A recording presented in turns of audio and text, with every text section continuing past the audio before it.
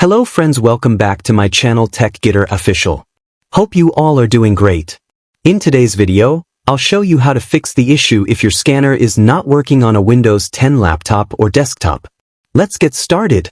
Method 1. Check Windows Services. Click on the search box and type Services. Open the result Services. Now, we need to check two important services. Find Print Spooler. Right-click on it and go to Properties. Set Startup Type to Automatic. Click Apply. Make sure the service is in running state. If it's stopped, click Start.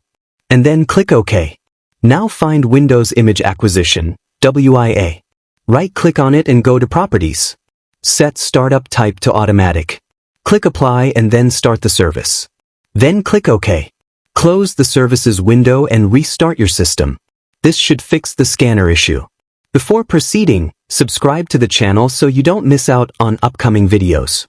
Method 2. Update Scanner Driver. Right-click the Windows icon and select Device Manager. Once it's open, locate your scanner driver in the printer queues. Right-click the scanner driver and select Update Driver. Select Search automatically for drivers. Restart your system after updating. Method 3. Update Windows 10. Right-click the Windows icon and go to Settings.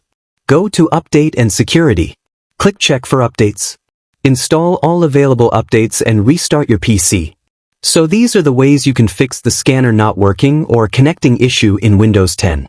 That's all for today's video. Thanks for watching Tech Gitter Official. Don't forget to like, share, and subscribe for more tech solutions.